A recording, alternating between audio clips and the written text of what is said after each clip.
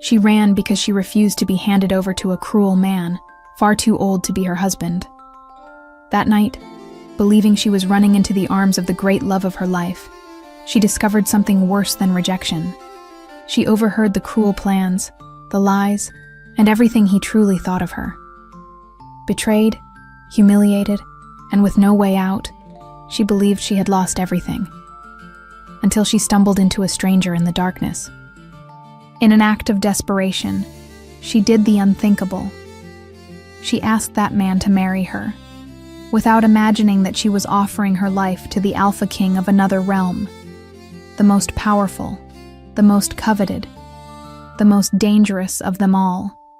The decision to run had not been born of courage. It had been born of desperation.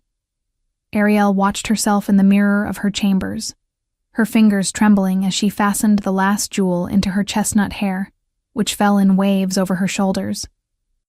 The reflection staring back at her did not seem like her own. That woman with red, swollen eyes, skin too pale, lips pressed into a thin line of determination.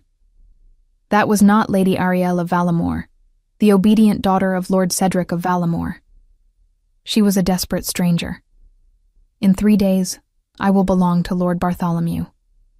The thought struck as it always did now. A brutal blow that stole the air from her lungs. 3 days. 72 hours until her father would hand her over like prized cattle to a man old enough to be her grandfather, whose filthy, sweaty hands had touched her face during the betrothal dinner, as if he already had the right to touch whatever he pleased. The way his gaze had traveled over her body with calculated possession had made her stomach churn. You will survive this, she had thought that night, locked inside her chambers. Many women survive, but surviving was not living. And Ariel had tasted what it meant to live during those secret months with Thomas. The memories came without permission, as they always did. Thomas smiling at her in the moonlit gardens, their fingers intertwined as they walked between the rose bushes. Thomas whispering promises against her lips during stolen kisses behind the stables. Thomas writing letters that she hid between the pages of books. Words of love that made her heart race every time she reread them. Let's run away, he had written in his last letter, 3 weeks before the engagement was announced. I will find a way.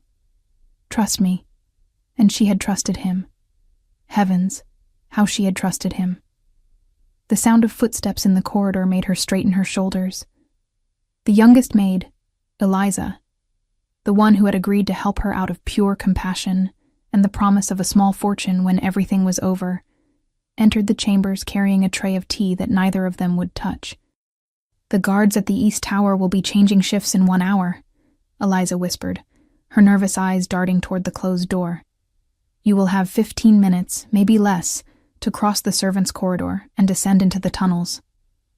Ariel nodded, her throat too tight to speak. 15 minutes between imprisonment and freedom, between a life that suffocated her and the chance to breathe again. And Thomas? Her voice came out weaker than she intended. Did you deliver my message? I did. I gave it to him personally this morning. He said he will be waiting at the tavern on the edge of the village, just as you asked. Relief and anxiety mixed in Ariel's chest in warm waves. He will be there. He loves me. This will work.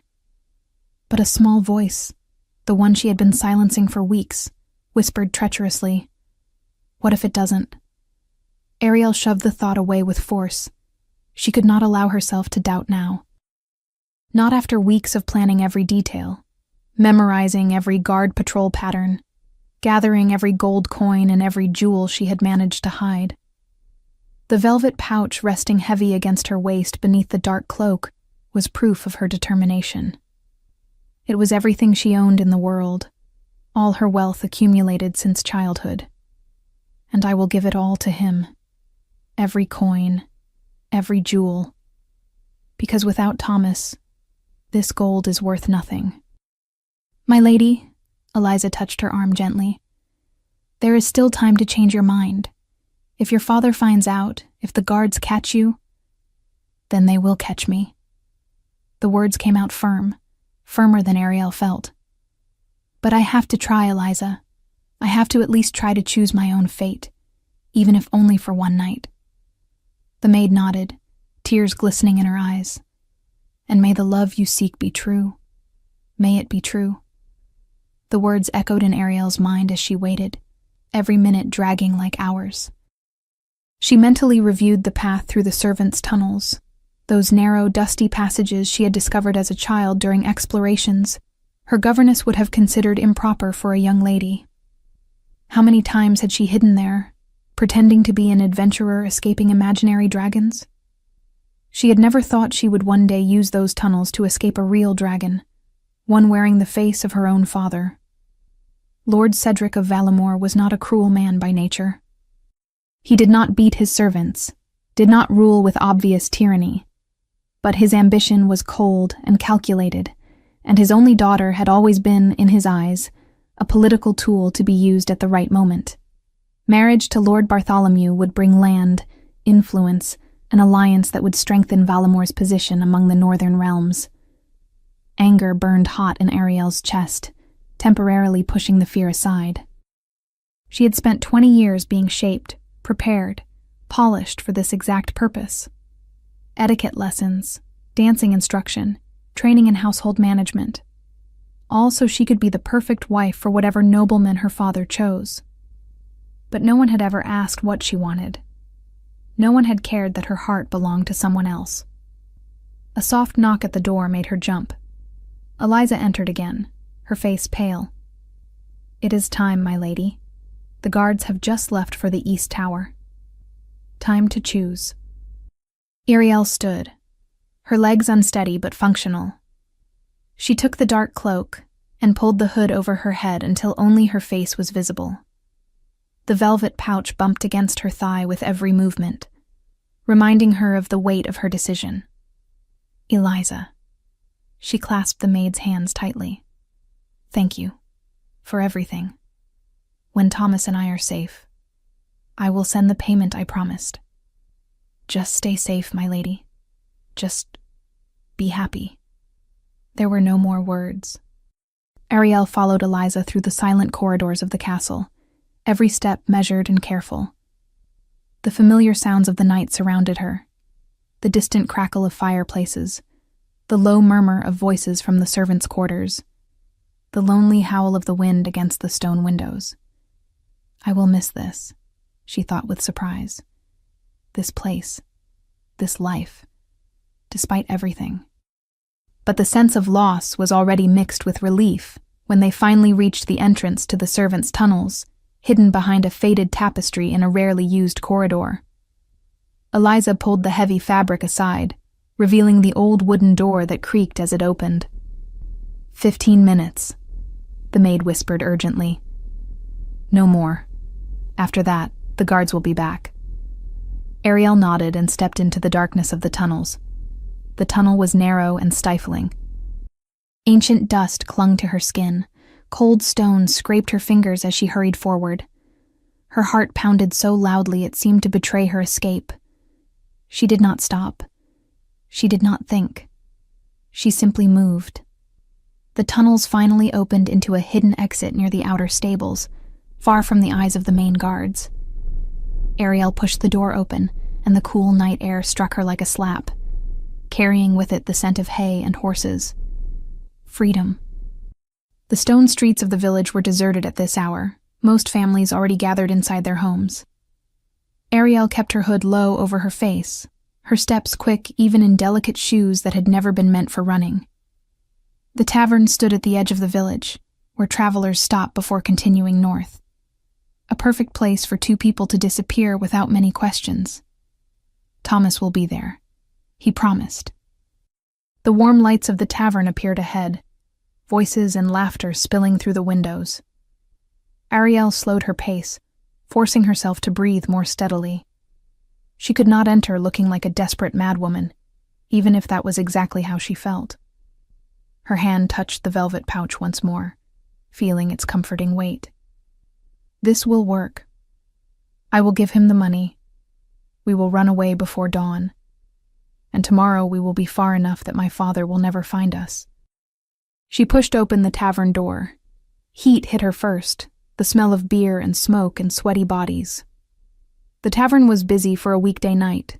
Tables filled with men playing dice and sharing tankards, a few women serving drinks with tired smiles. No one looked twice at the hooded figure who entered. Ariel's eyes scanned the room, searching. Where is he? Where? And then she saw him. Thomas was sitting in a dark corner, his familiar figure leaning over a table with two other men. The smile on his face was wide, animated in a way Ariel rarely saw. He came. He really came. But relief was quickly replaced by confusion. He brought other people? Why? Unease grew in her chest. They were supposed to flee immediately. There was no time for social conversation. Every minute spent there was another minute for the guards to discover her absence. Maybe they are people who will help us, she tried to convince herself. Maybe he arranged transportation or... But something about his body language was wrong. Too relaxed, too confident, like someone in no hurry at all. Ariel began to move toward him, but her instincts made her hesitate. Instead, she slipped between the tables, keeping to the shadows, approaching from a different angle where she could hear them without being seen. Just to be sure, just to understand what was happening. It had to be her imagination. It had to be her nerves making her see problems where there were none. The voices reached her in fragments at first, lost amid the general noise of the tavern. Then she moved closer, hiding behind a thick wooden pillar, and Thomas's words struck her like physical blows. She should be on her way now, he was saying, checking the moon's position through the window. Probably crawling through the castle tunnels at this very moment, thinking she's being so clever. One of the men laughed, a harsh sound that made Ariel's stomach twist. And she really believes you're going to run away with her? A common-blood werewolf with Lord Cedric's daughter? Believes? Thomas leaned back in his chair, his grin wide and cruel. She is completely convinced. You should have seen the way she looked at me during our secret meetings, like I was some kind of romantic hero from her stupid books. Thomas, save me. Thomas, take me away. Thomas, I love you. He mimicked her voice, high and whiny, and the men burst into laughter that seemed to echo straight through Ariel's bones. No, this cannot be happening. The older man wiped tears of laughter from his eyes. So the plan stays the same? We help you escape with her. Take you out of the village, as agreed. Exactly. Thomas took a satisfied swig of beer. You'll escort us along the northern roads, like hired guards protecting us. It will look legitimate. The fool will feel safe, even protected. And when we reach Thornwood Forest? The younger man asked, leaning forward with morbid interest. Thomas's smile widened, predatory and cruel. Then we do exactly what we planned. I take all her gold, all the jewels that spoiled noble brat has been hoarding for years, and the three of us split the fortune.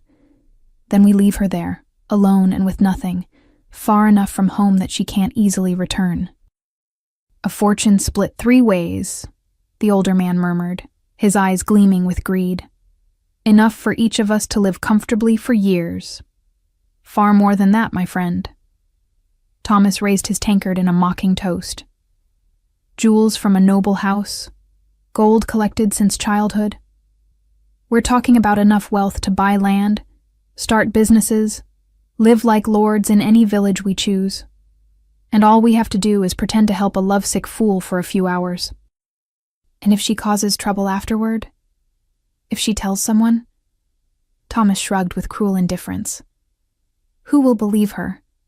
A desperate noblewoman who ran away from home to meet a lover and was abandoned in the forest. They'll think she lost her mind from shame. And even if someone does believe her, the 3 of us will be far too gone to be found, with enough money to disappear into different realms if necessary. He checked the moon's position again, gauging the time. She should arrive any moment now. I can't wait to see that lovesick look in those foolish eyes when I appear all concerned about our great romantic escape. It will be almost too entertaining. The 3 men laughed, a low conspiratorial sound that blended with the tavern's noise. Ariel's legs nearly gave out. She had to brace herself against the pillar to keep from falling, her hand pressed over her mouth to stifle any sound that might escape. Months. Wasted. Her mind struggled to process, to understand. The kisses, the promises, the letters she had kept against her heart. All lies. All just a careful plan to steal her fortune. And worse, he had not been alone in it. There were accomplices. An elaborate scheme. The pain was physical, a crushing weight in her chest that made breathing impossible. Tears burned her eyes, but she blinked them back furiously. Not here. Not in front of them. She had to leave. She had to escape before she completely lost control, before Thomas saw her and put that cruel performance into motion. But when she took a step back, the world spun dangerously. The betrayal, the humiliation, the renewed despair of realizing she was back at the beginning, without a plan, without help, without jewels. Ariel looked down at the velvet pouch still tied at her waist. Everything she owned in the world. The fortune Thomas and his accomplices planned to steal from her with false smiles and an elaborate act of romantic escape. No, the pain began to turn into something else, something colder, sharper.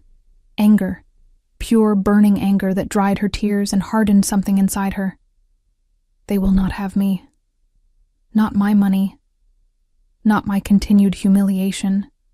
Not the satisfaction of leaving me broken in a forest. But what would she do now? Return to the castle? Face marriage to Bartholomew with no way out? The thought made bile rise in her throat. There has to be another way. She turned, walking blindly toward the tavern door.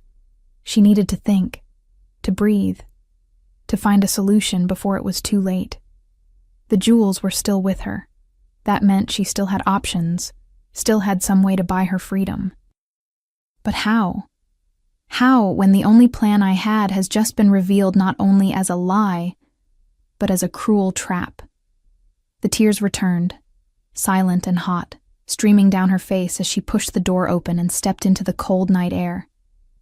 The outside world felt too bright, too real. The moon too luminous for the darkness consuming her chest. Ariel began to walk without direction, simply needing to move, needing to put distance between herself and those voices laughing at her naivete, plotting her ruin. But her feet stumbled on the uneven stones of the street, her vision blurred by tears, making it impossible to see clearly. That was when she collided with someone. The impact was solid, strong enough to make her lose her balance. She was going to fall, going to finally collapse completely, but a hand closed firmly around her arm, stopping her fall. Wait. The voice was deep, commanding, carrying a weight of authority that made Ariel freeze instinctively. But there was something else in it too. An unexpected softness that contrasted with the firmness of the grip. Please. Her own voice came out broken, desperate. Please let me go. I need to leave. She tried to pull her arm free, but the hand did not loosen. It did not hurt, was not violent, but it was firm, unmovable. You are crying. It was not a question. It was an observation, stated with absolute certainty. Ariel kept her eyes tightly shut, refusing to look at whoever was holding her. That is none of your concern. Please, look at me. There was command in those words, but also something that sounded genuinely concerned. Fingers touched gently beneath her chin, applying the slightest pressure to lift her face. For a long moment, Ariel resisted. She kept her eyes closed, turned her face as much as she could away from that gentle but insistent touch. But finally, too exhausted to keep fighting, she yielded. She opened her eyes. The man before her stole her breath. He was tall, easily a head and a half above her, with broad shoulders that filled the fine coat he wore. But it was his eyes that held her. Pure amber, glowing in the torchlight of the street like molten gold. studying her face with an intensity that made her forget to breathe. Blonde hair fell to his shoulders, and there was something in the way he held her, in the way he stood with absolute confidence in his own strength, that spoke of nobility. "Who is this man?" "What happened?" he asked again, his voice lower now, almost gentle. And perhaps it was the shock of Thomas's betrayal still burning. Perhaps it was the desperation of having nowhere to go, nothing left to do. Perhaps it was simply that this stranger was looking at her as if he truly cared about the answer, when her own father had never cared enough to ask whether she wanted the arranged marriage. The words came before she could stop them. "It happened," she whispered, her voice breaking into uneven pieces. "Something terrible happened." He did not respond immediately, only waited. Patient. As if he had all the time in the world to listen to the troubles of a stranger crying in the street. And she simply fell apart. "I thought he loved me." The words poured out in a desperate rush, tears now falling freely. "I risked everything. Everything. I planned my escape for weeks, gathered every coin I owned, every jewel. And I came here to meet him. To run away with him because I would rather die free than live as the property of a man I despise." She sobbed, wiping her tears furiously. But they kept coming. And he was in there, with 2 other men, planning it all. They were going to pretend to help me escape, make me feel safe, and then rob me. Take all my money and leave me abandoned in some distant forest. Laughing at me, calling me foolish, saying I was naive and spoiled. It was all a lie. Every promise, every kiss, every letter, all just an elaborate trap to steal from me. Mine. The thought hit Archer like lightning the moment he caught her, stopping her from falling. Instant, primitive, absolute. He should not have been in that village that night. He should have been at the encampment with his retinue, preparing for the formal negotiations set to begin at dawn, but the idea of one more night suffocating beneath the weight of the crown, the expectations, the constant performance that being king demanded, had been too much, so he had slipped out. Dressed in simple clothes, though unmistakably fine to any attentive eye, wanting only to walk, to breathe, to be a man for a few hours before the role of King Archer of Thornhaven swallowed him again. And then she collided with him. The beast inside him recognized something in her before his conscious mind could catch up, and when she finally opened her eyes, those deep brown eyes, bruised and full of pain so raw, something in him simply knew. She is my mate. "What happened?" he heard himself ask, his voice lower, gentler than he meant it to be. And she broke.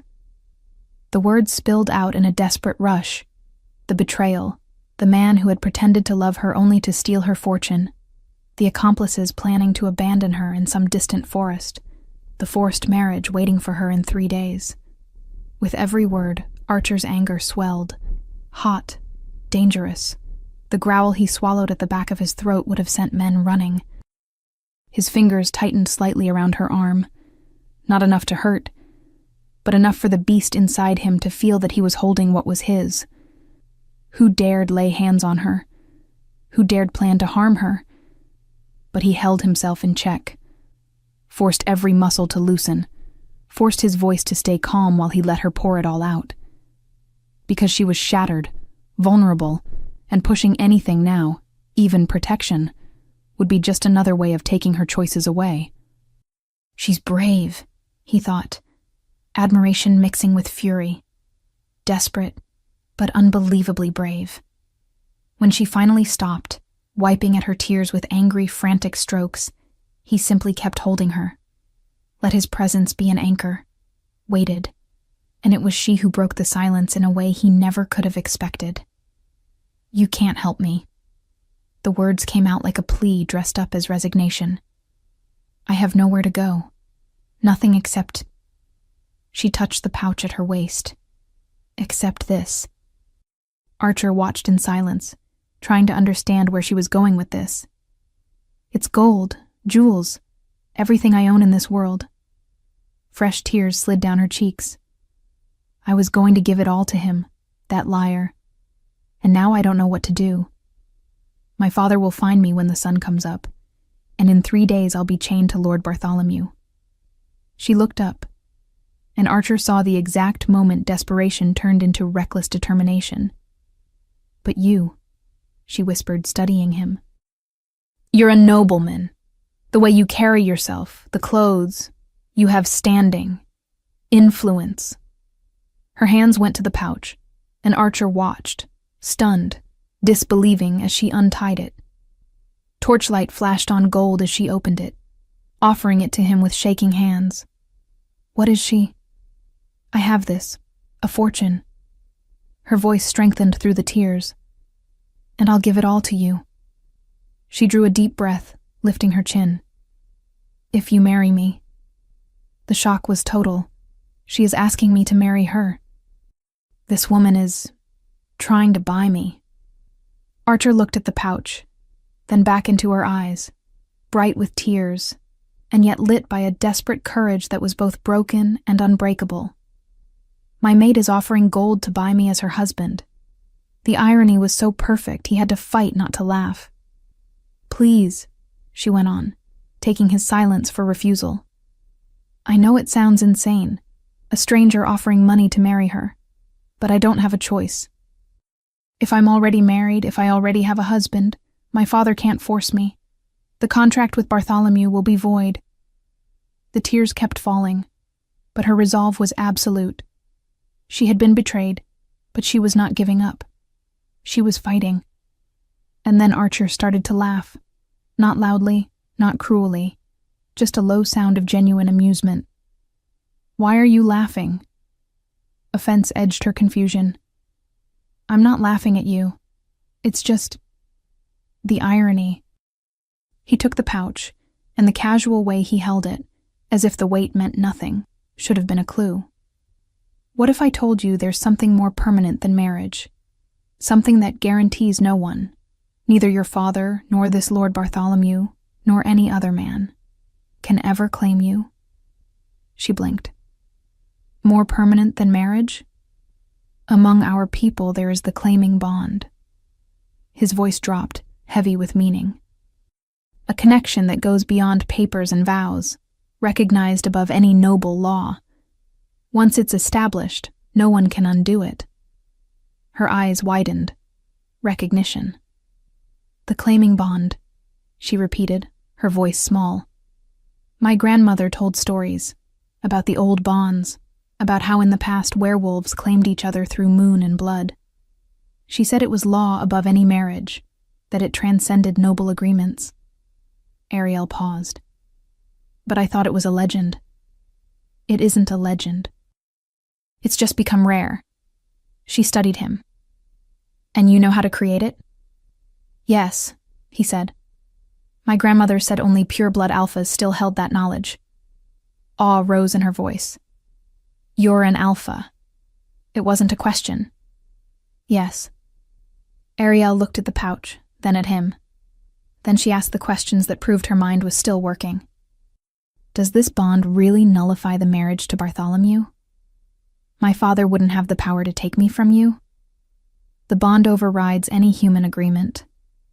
The moment it's completed, you will be under my protection. Your father will have no legal power to force you. The contract with Bartholomew will be void. She processed it, weighing it.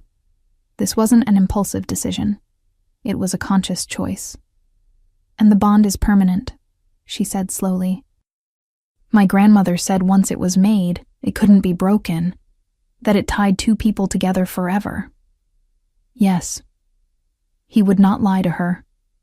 Ariel stared at him for a long moment, and Archer watched the battle inside her, fear warring with necessity, doubt with courage.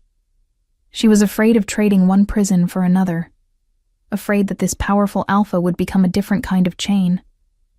But she looked into his eyes and saw something Thomas's betrayal had nearly destroyed. Honesty. Certainty without deception. And still, she chose. I accept, she said, firm. It has to be my choice. I can't be forced into anything else. I need to offer something, so it's a transaction where I have power. So determined to keep her dignity. Then I accept what you're offering. Not because I need it, but because offering it matters to you. Hope flickered. So you'll create the bond? Yes, but only if you say it again when you're calmer. Archer cupped her face gently. I won't trap you in another kind of cage. I need you to be sure, not just desperate.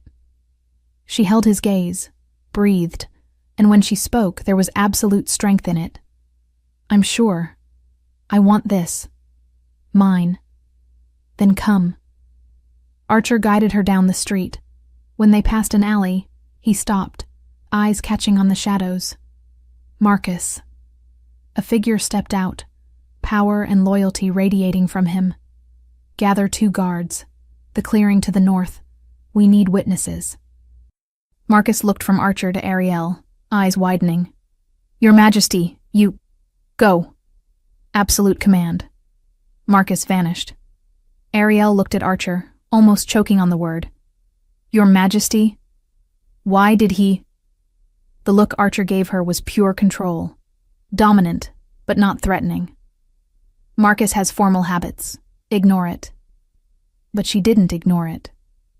Your Majesty. The word planted seeds of questions.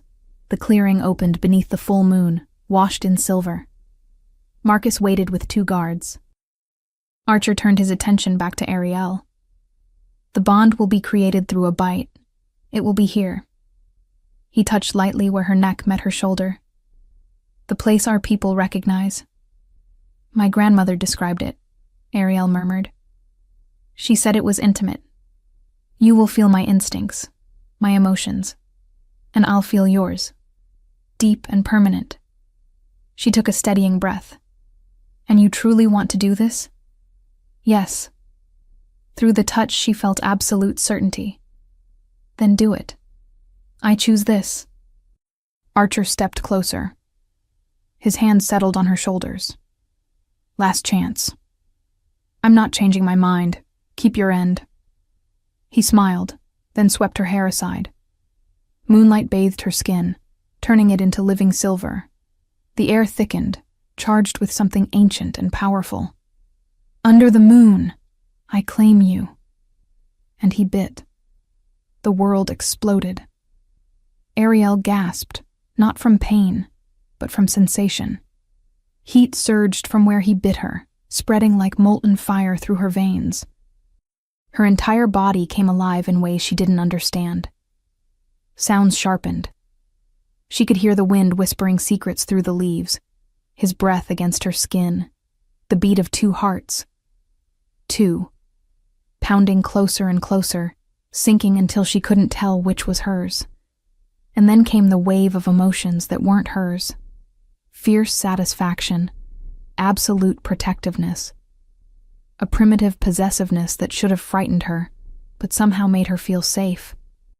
As if, at last, someone saw her as something precious. When Archer pulled back, licking the wound, Ariel was breathing hard.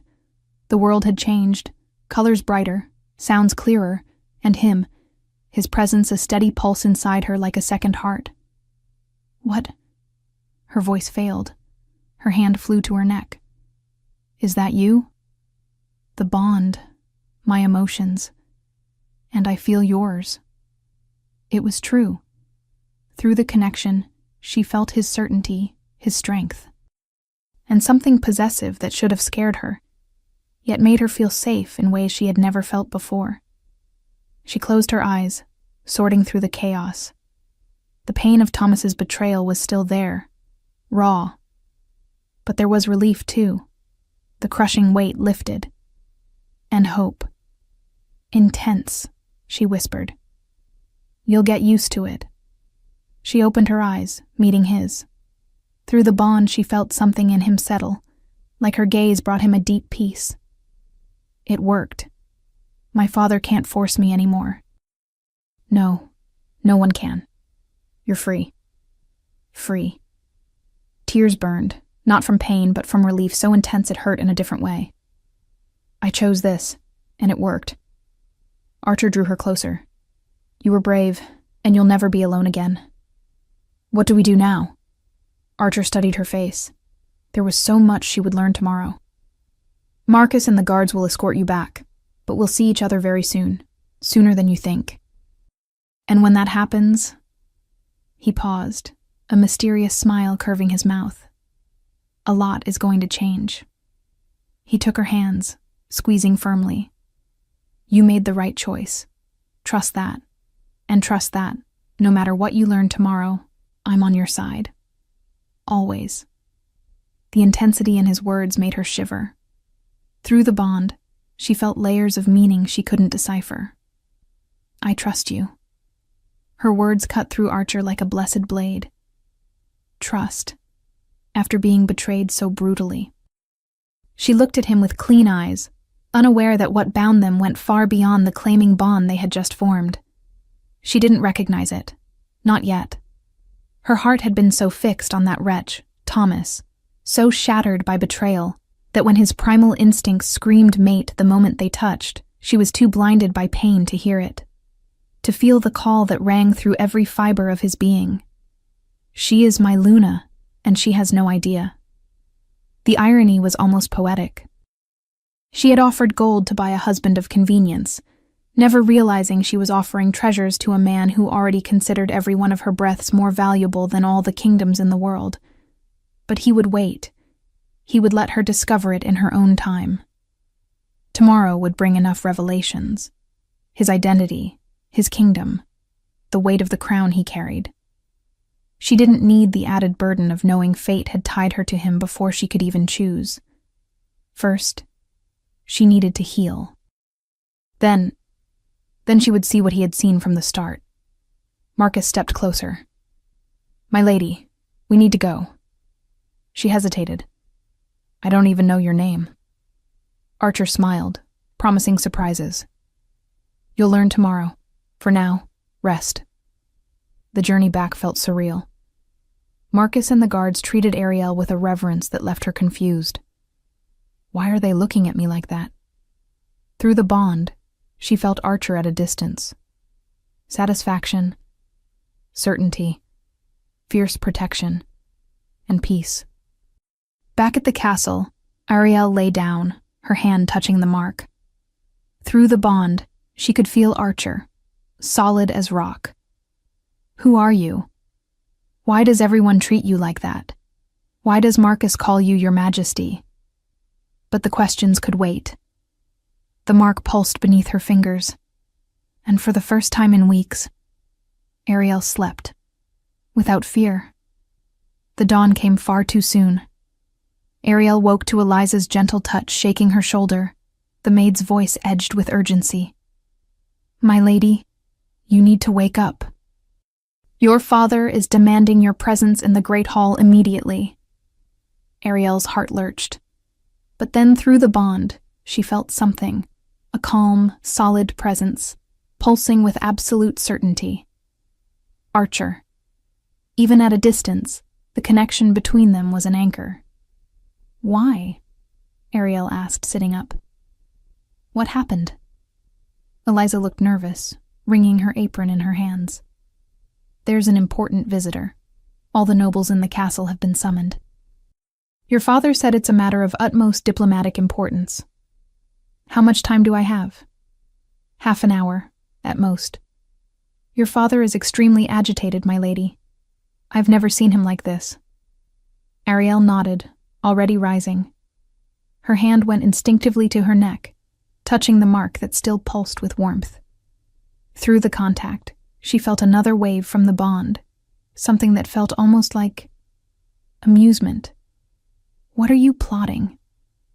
Eliza, I need a high-collared dress. The most formal one we have. The maid went to the wardrobe and returned with a dark green velvet gown with an ornate collar. As she helped Ariel dress, her eyes studied her mistress with curiosity. My lady, Eliza said hesitantly.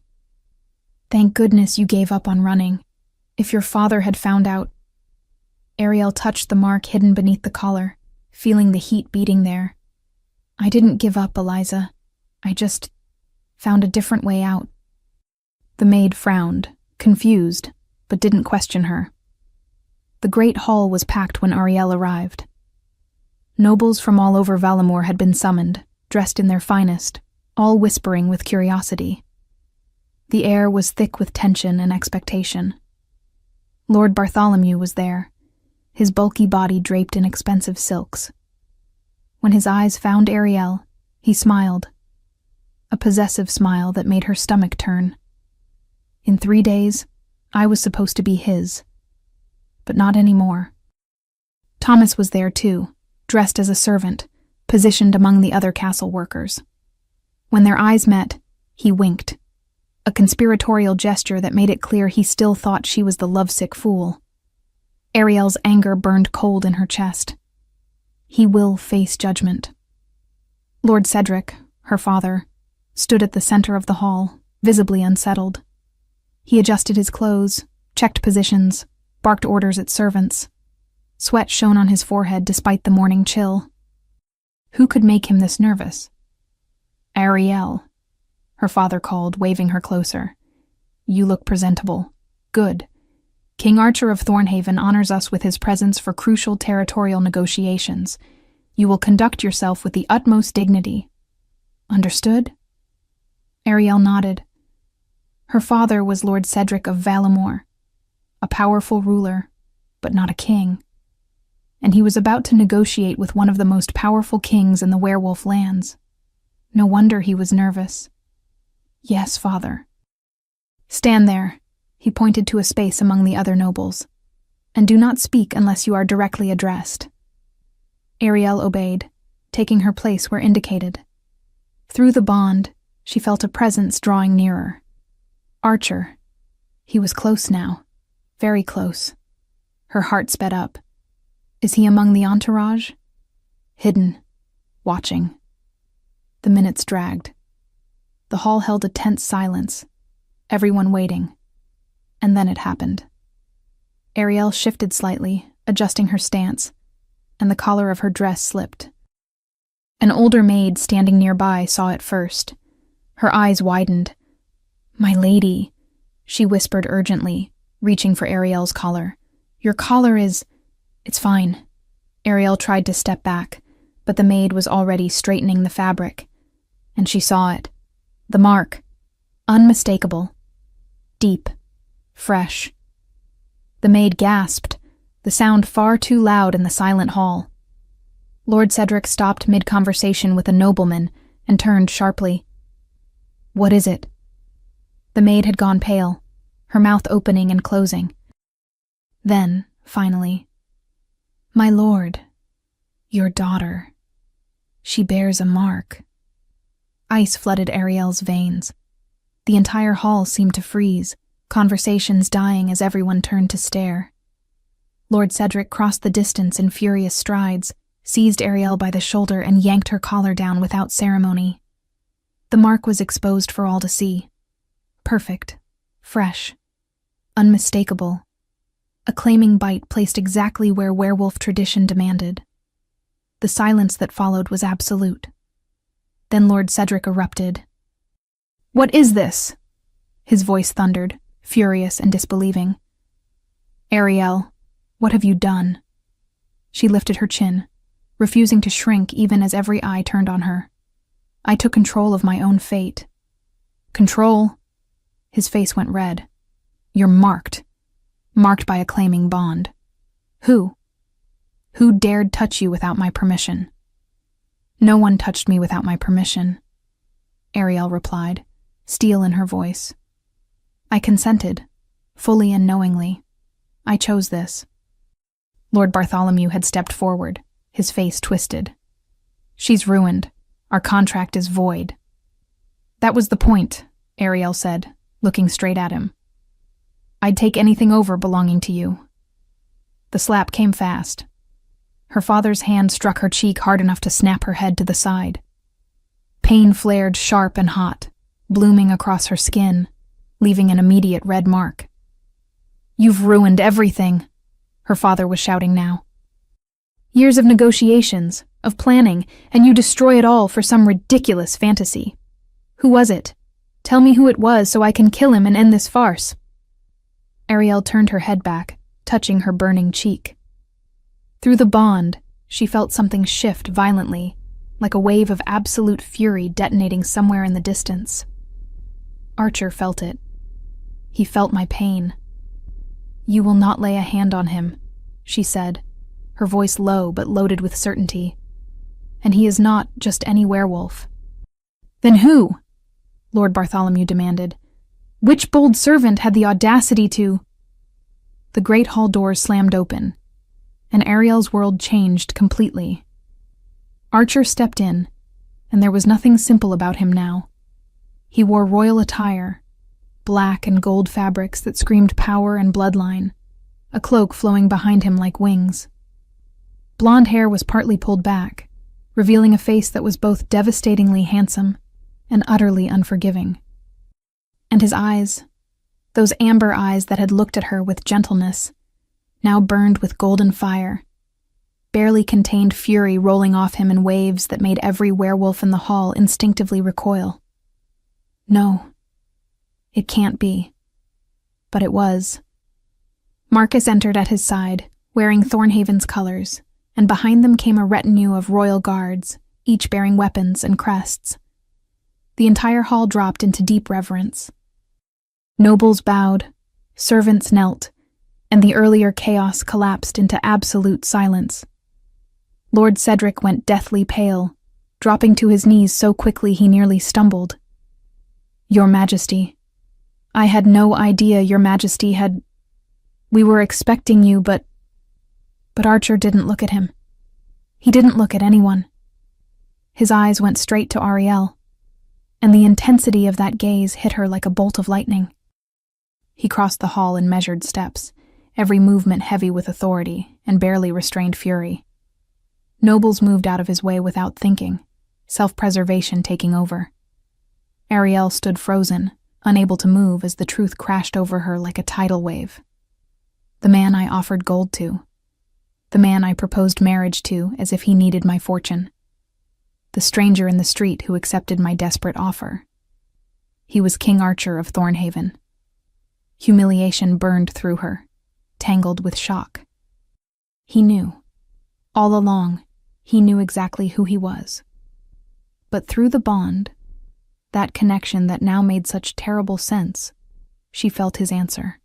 Not mockery, fury at her pain, satisfaction at finally revealing himself, and something deeper. Mine. Someone touched what is mine. Archer stopped directly in front of her, so close she could feel the heat of his body, the power radiating from him. And then, with a gentleness that clashed violently with the fury pulsing through the bond, he lifted his hand and touched her cheek, where the red imprint of the slap was still visible. His fingers were soft, but she felt the tremor of contained rage in them. "Who?" His voice came out low and dangerous, echoing through the silent hall. "Dared to hurt you?" Lord Cedric, still on his knees, went even paler. The entire hall seemed to hold its breath. No one answered. Fear was thick in the air. Archer didn't take his eyes off Ariel, but his next question was aimed at the room. I asked, who dared to lay hands on her? The silence stretched, heavy and suffocating. Finally, a voice shook from the floor. Lord Cedric. "Your Majesty, I didn't know that Your Majesty had..." Archer turned slowly, his eyes locking onto Lord Cedric on his knees. "You." It wasn't a question. It was an accusation. "You struck her." "I didn't know," Lord Cedric stammered. "My daughter, she marked herself without permission, ruined years of planning. I didn't know it was Your Majesty who..." "Ah." The word was ice cold. "So, you would have had permission to strike her if she weren't my mate. Is that what you're telling me?" Lord Cedric opened his mouth, then shut it again, unable to answer. Archer turned back to Ariel, and with a deliberate motion, pulled her collar fully aside, exposing the mark for everyone to see clearly. "She bears my mark," Archer said, his voice carrying through the hall with absolute authority. "She is my mate, my queen, and you," he looked back at Lord Cedric, "have just made the mistake of hurting her." The hall erupted in shocked gasps. Queen. He called her queen. Through the chaos, Ariel heard whispers. "The king's mate. She'll be Thornhaven's queen. King Archer has never chosen before." Lord Cedric was visibly trembling. "Your Majesty, I beg forgiveness."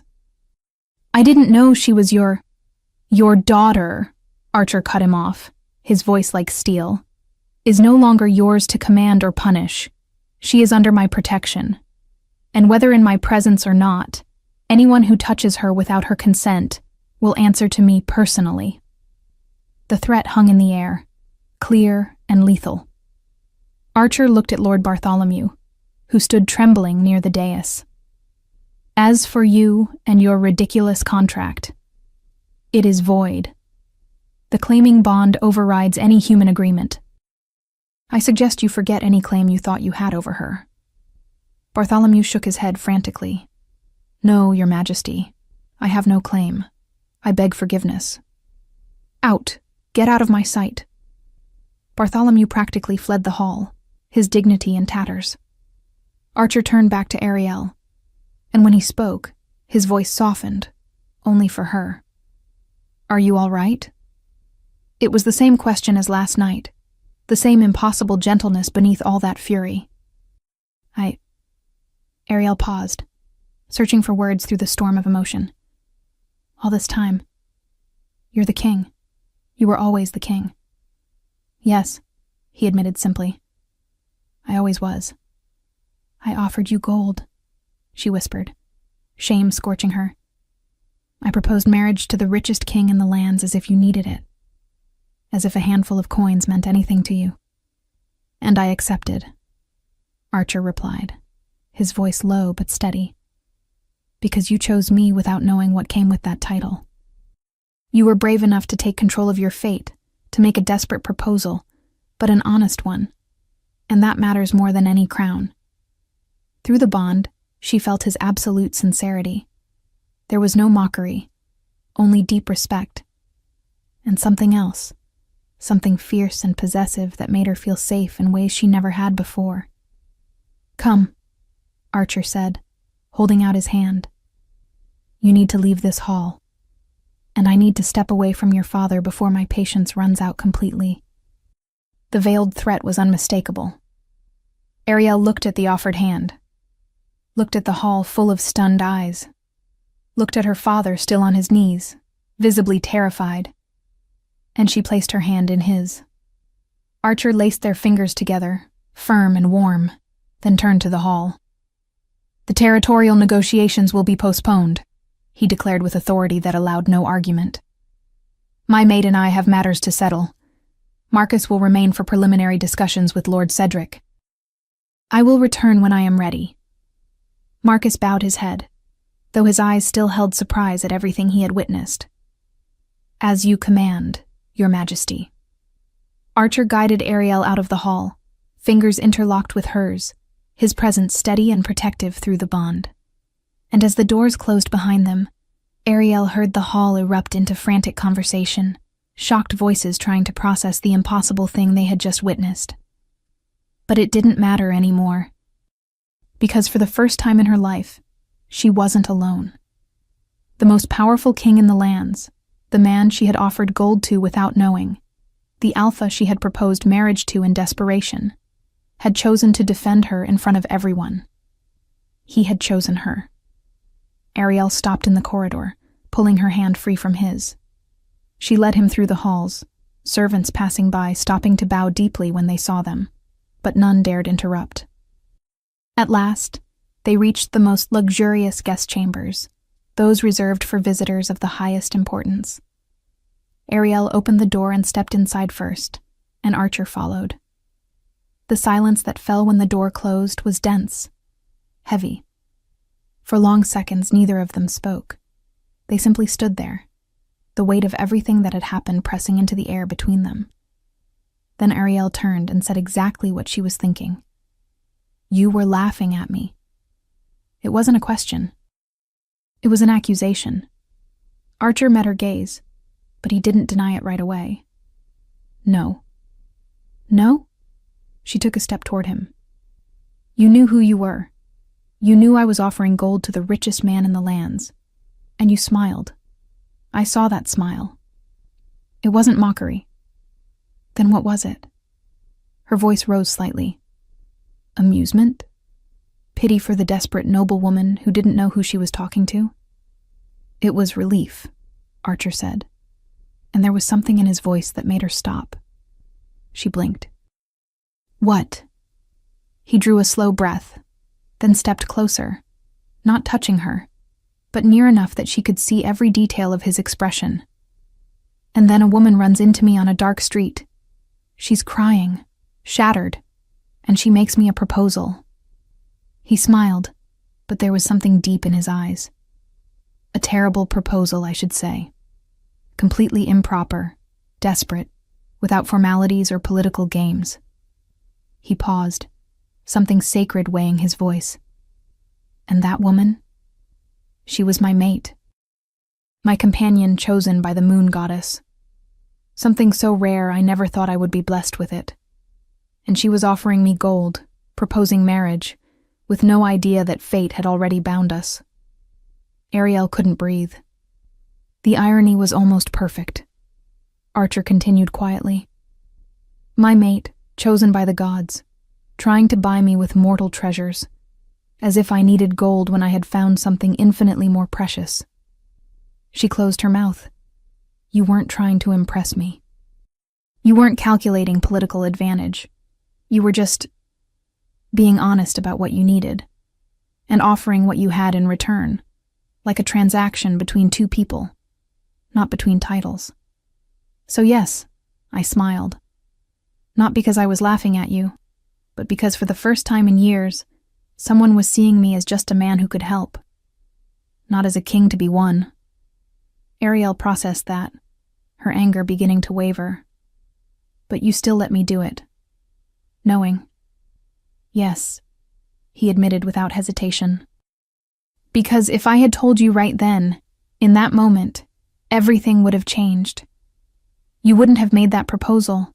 You would have thought about politics, about implications, about whether I was testing you somehow. You would have stopped being honest and started being cautious."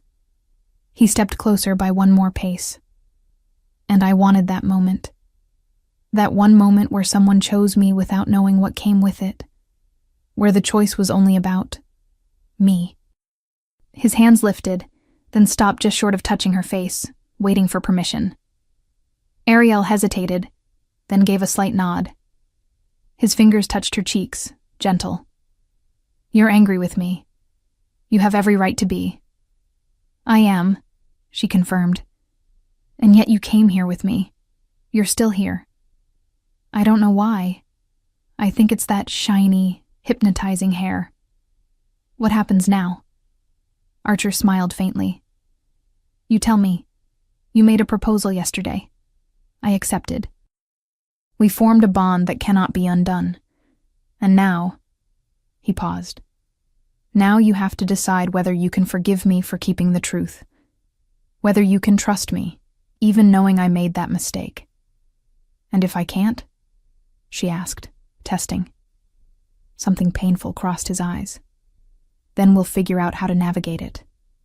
Because the bond is permanent, Ariel.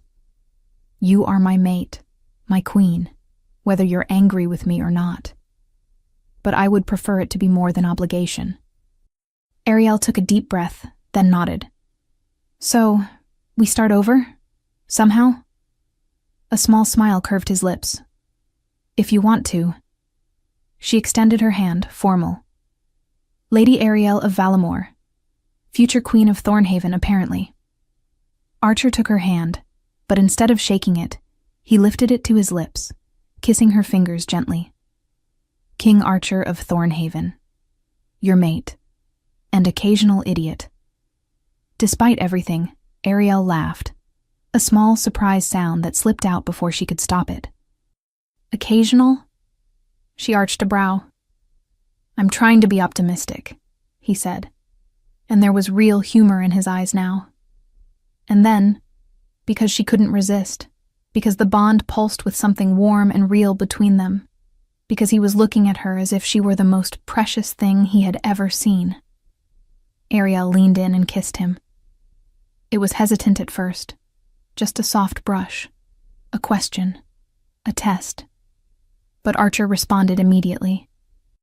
A low sound escaped his throat as one of his hands slid to the back of her head, fingers threading into her hair.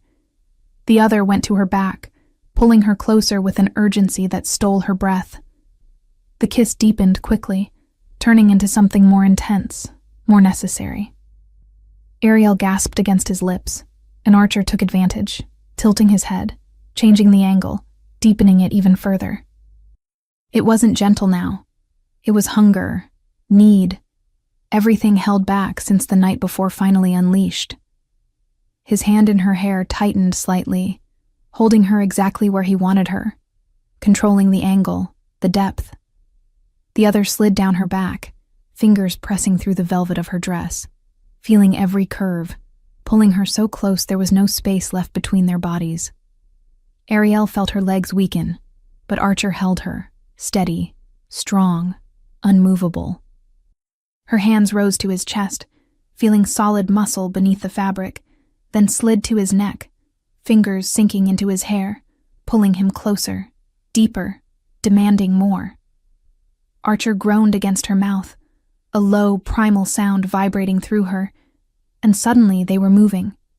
He guided her back until her shoulders met the wall, then pressed her against it, his solid, warm body erasing any space between them. One hand remained in her hair, keeping her head at exactly the angle he wanted. The other slid along the curve of her waist, her hip, fingers pressing with a possessiveness that should have frightened her, but only made her melt. The kiss was devastating, deep and consuming, stealing the air from her lungs and replacing it with liquid fire. His mouth moved against hers with desperate urgency, his tongue exploring, claiming, marking her in ways that left no visible scars, but that she would feel forever. Ariel couldn't think, couldn't breathe. She could only feel. His heat wrapping around her completely, the strength in his hands, his taste on her tongue, something wild and dark that made her want more, always more. When they finally broke apart, both of them were breathless, foreheads pressed together, hearts beating in sync through the bond. Ariel, Archer whispered, his voice utterly ruined. She opened her eyes slowly, meeting his. Amber darkened, blazing with hunger that made her stomach tighten. I'm still angry with you, she whispered, but the words carried no real force. Archer smiled, slow, dangerous, promising things that made her heart race. I can live with that. He kissed her again, gentler this time, but no less intense. And through the bond, Ariel felt everything. His desire, but also protection, possessiveness, pride in her, and something deeper she wasn't ready to name yet. When they parted again, Archer rested his forehead against hers, his fingers still threaded through her hair. Ariel closed her eyes, feeling the bond pulse between them, that connection that went far beyond what she had initially understood. How did I not see it? The truth struck her with sudden clarity. That night, on the dark street, when he held her for the first time, the recognition had been there.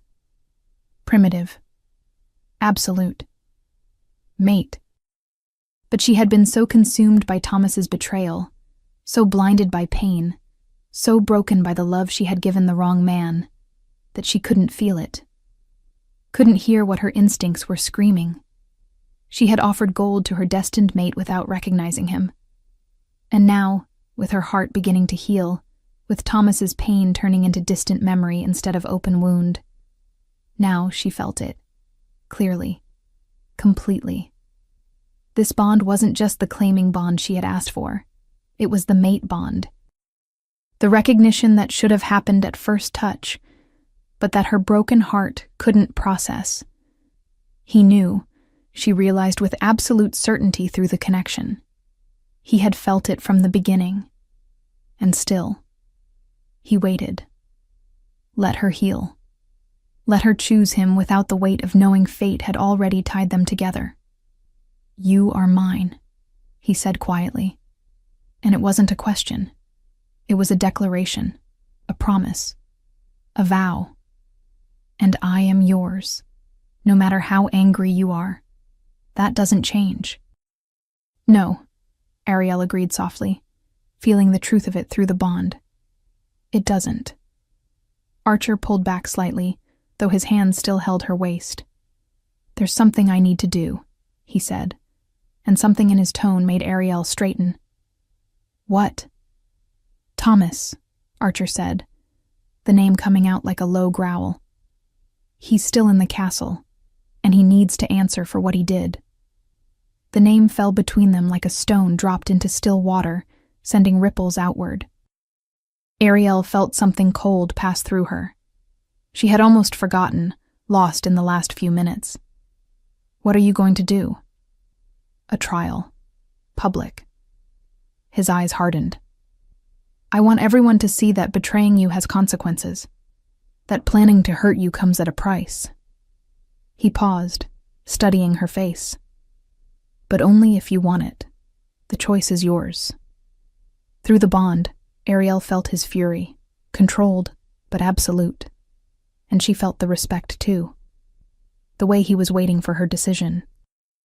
"I want to be there," she said, her voice firm. "I want to see him answer for it. I want to look him in the eyes and feel nothing. No love, no pain." Pride shone in Archer's eyes.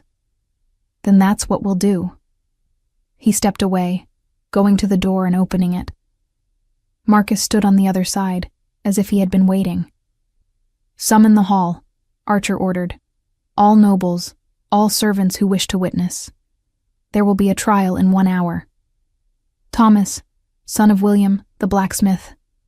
He is to be arrested immediately for treason, conspiracy to commit theft, and planning the abandonment of a noblewoman." "He's already detained, my lord," Marcus said, and Ariel looked at Archer in surprise. He turned to her. "I ordered his arrest the moment I entered the castle and felt your pain through the bond. Before I even reached the hall, I commanded that they find the man who planned to betray you." His eyes hardened. 1 hour later, the great hall was full again. But this time, it was different. The summons had been broad. Not just nobles, but anyone who wished to witness was permitted. Servants, guards, villagers from the town. The hall was packed, people pressing in to see. The news had spread quickly. King Archer would conduct a trial. His mate, the future queen, would be present. And the accused was Thomas, the blacksmith's son whom many knew. Ariel entered hand in hand with Archer, and this time there was no shame in her steps.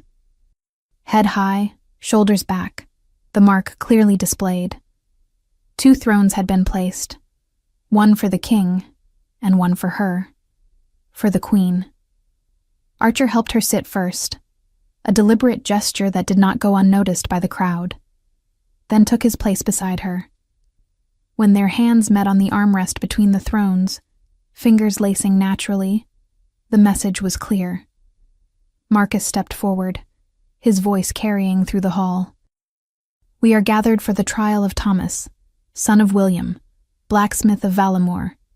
He stands accused of treason against a noblewoman, conspiracy to steal property, and planning abandonment under dangerous circumstances." A murmur rippled through the crowd. "The charges are severe," Marcus continued, "and as this crime involves Lady Ariel of Valamore, claimed mate of His Majesty King Archer of Thornhaven, this trial will be conducted under the laws of Thornhaven, with His Majesty presiding." He paused, letting the weight sink in. "Bring in the prisoner." The doors opened. Guards entered, dragging Thomas between them. He looked smaller, confused. His eyes swept the hall, so full, so many watching, until they landed on Ariel. and she saw the exact moment understanding hit him. The noblewoman he had planned to rob was seated on a throne, beside the king, with a clear claiming mark on her neck, as queen. Terror washed over his face, draining it of all color. Archer rose, and the hall fell instantly silent. "Thomas, son of William," his voice rang with absolute authority. "You stand accused of grave crimes against Lady Ariel of Valamore, my claimed mate. How do you plead?" Thomas opened and closed his mouth.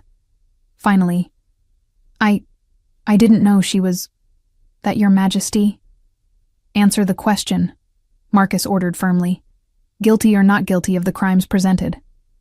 "I didn't know," Thomas shouted, desperation coloring his voice. "How could I know that she would be... that the king..." "So you admit the acts," Archer said with icy calm, "but claim ignorance of the victim's identity as your defense?" Tense silence. "I'll ask more plainly," Archer said. "Did you plan to deceive Lady Ariel? Did you plan to take her gold under false pretenses? Did you plan to abandon her in a dangerous location? Yes or no?" Thomas looked around desperately. He found no sympathy on any face. "Yes," he finally whispered. "But she wanted to run away. She asked me for help. I just..." "Call the witness," Archer ordered, cutting him off. Marcus signaled, and the man was brought forward. "You," Archer pointed to the servant, "tell the hall what you heard." The man, nervous but determined, spoke, his voice gaining strength. "I work at the tavern, your majesty. Last night I overheard Thomas and 2 other men at a table. They were drinking, laughing. Thomas said a noblewoman was so desperate she was going to give him all her gold. Said she had a fortune." The hall murmured in shock. "He said he would pretend to help her escape," the servant continued. "Said he would take the money, lead her away with the other 2 men as guards, and once they were far enough, they would take everything and leave her alone. Split the gold 3 ways. "Lies," Thomas shouted. "He's..." Silence. Absolute silence. Archer returned to his throne, standing beside Ariel, his hand settling on her shoulder. But there is one voice that matters more than any other, the victim. He looked at her. "Lady Ariel, future Queen of Thornhaven, the crime was against you. What is your verdict?" The entire hall turned. Ariel rose slowly, feeling the weight of it. But through the bond, she felt Archer's support. She descended the steps, approaching Thomas. And she felt pity, only pity. "You called me a fool," she said, her voice carrying clearly. "And maybe I was. Foolish to trust. Foolish to believe what we felt was real." She stopped in front of him. "But I learned something. Being brave enough to trust, to hope. That isn't weakness. It's strength. Because even after you betrayed me, I still had the courage to try again." Her voice grew stronger. "I made a desperate proposal to a stranger. I offered everything with no guarantees, and that stranger saw me, not as a fool, not as an opportunity, but as someone worth choosing." Thomas opened his mouth, but she cut him off. "So yes, I agree with whatever sentence His Majesty proposes, because you had the chance to choose kindness, loyalty, perhaps even real love, and you chose greed, you chose cruelty." She turned, walking back with steady steps. "And now you will live with the consequences." The hall erupted in approval. Archer took her hand as she reached the throne, absolute pride in his eyes. "The sentence," Archer declared, "is permanent banishment from all werewolf lands under the jurisdiction of Thornhaven and its allies. You will be marked as a traitor. Any property will be confiscated, and you have until tomorrow's sunset to leave these lands. If found afterward, immediate imprisonment." Thomas went white. "No, please, I have family." "You should have thought of that before," Archer said coldly. "Guards, take him." Thomas was dragged out, his pleas ignored. And when the doors closed, Ariel felt something finally loosen. It was over. Archer turned to the hall. Let this trial serve as a reminder. Betrayal has consequences, and those who harm the vulnerable will answer for it. He paused. This court is adjourned. After the hall emptied, Ariel remained seated on the throne, processing it all. Thomas was banished. Bartholomew had fled. And she was free. That afternoon, Ariel sent for her father. When he arrived at the chambers, caution lined every part of him. He seemed smaller, older. Ariel, sit down, she interrupted, pointing to a chair. He obeyed, and that alone said everything. Lord Cedric obeyed no one, but now he obeyed her. Ariel remained standing, a position of power that was no accident. You sold me, she said, her voice calm but heavy with raw truth. As if I were livestock, merchandise, something to be traded to the highest bidder. He opened his mouth. She raised a hand, silencing him. No, you will listen. For the first time in my life, you will truly listen. She took a deep breath, arranging years of hurt into precise words. You raised me to be a tool, to serve your ambitions, to strengthen alliances that benefited you. And when I no longer served your purposes the way you wanted, you sold me to the vilest man you could find. Lord Cedric shrank in his chair. But, Ariel continued, and there was strength in her voice now, I survived. Not because of you. In spite of you. I found my own courage. I made my own choices. And I built my own way out. She moved to the table, picking up a document Marcus had prepared that morning. She placed it in front of her father. This is an official renunciation. Valamore relinquishes any claim over me, any authority, any right to interfere in my life. He looked at the document, then at her. And this clause, Ariel pointed, specifies that any attempt to interfere, any attempt to use my name for political gain, any attempt to control me through Thornhaven, will result in immediate severance of trade and alliances. Marcus made it very clear that Thornhaven will support this fully. Lord Cedric took the document with visibly trembling hands. He read it once, twice. You are cutting me off completely, he said, his voice hoarse.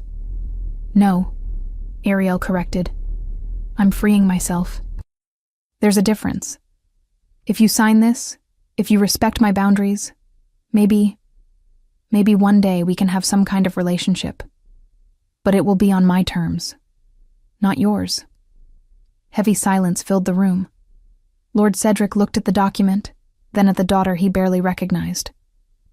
The obedient girl was gone. In her place stood a woman who commanded respect. A queen. He began, his voice breaking. Ariel, I'm sorry. She waited, not helping him, not softening. Not just for selling you, he continued, the words coming with difficulty. Though I regret that as well. But for never seeing you, for never asking what you wanted, for spending your entire life treating you like a piece on a board instead of my daughter. Tears filled his eyes, real, not manipulative. I did what my father did to me, what was done to generations of our family, and I never stopped to question whether it was wrong, whether it was hurting you. I just followed the pattern. He wiped his eyes roughly, his hands still shaking. You deserved better. You deserved a father who protected you, not one who sold you. And I failed. Completely. Ariel felt something tighten in her chest.